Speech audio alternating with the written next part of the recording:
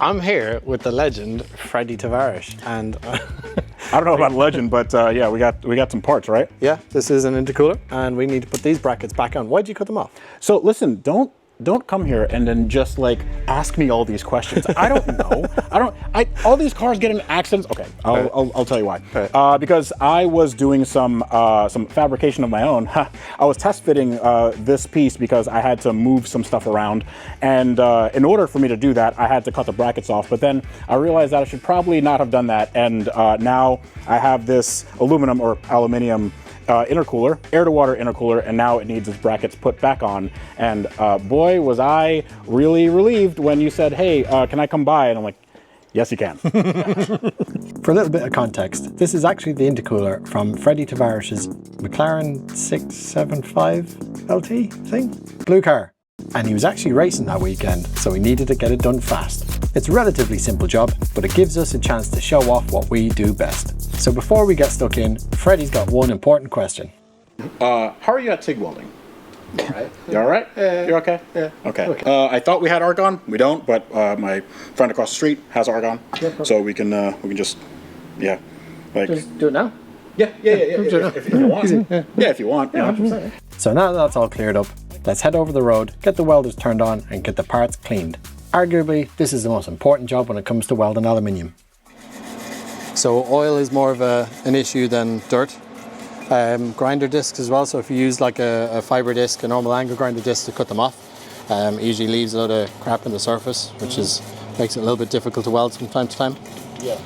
And so the surface where you've cut it, which is totally normal, see all the rough surface there? Yeah. And see all those bits there that are like the emissions from it, the debris? That's the stuff that really holds all the crap in it.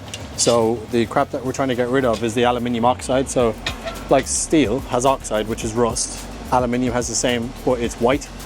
And as soon as you stop welding something, an oxide layer forms on top of it again.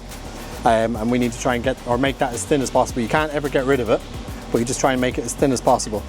When you cut it, and you've got all those bits of leftover stuff there, that's oxide. Yeah, and that causes a real big issue. So the oxide causes an issue because the aluminium is quite soft, but aluminium oxide is super hard. That's what they use to make sandpaper. That's how hard it is. That's why it's hard to weld. Nerd. So we give these parts a thorough clean so we can get these brackets welded back onto the core. But first they need to be straight.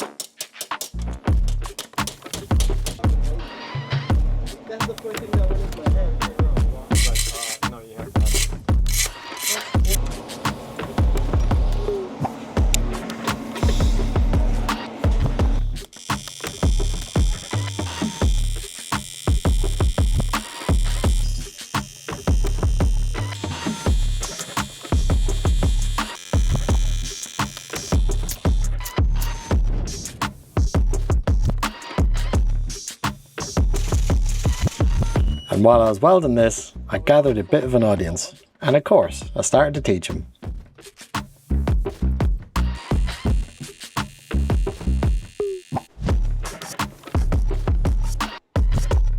It's welded. We fixed it. We saved the weekend. When you say we, it's you, because I stood around and did absolutely nothing.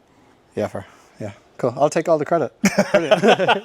Yeah. So save the weekend. What are you doing the weekend? Yes. So on the weekend, I'm going to race this at a quarter-mile event. So it's going to be like an import versus domestic, and they have some fast cars, and this is going to make my car, well, hopefully not explode. Cool. Brilliant. Awesome.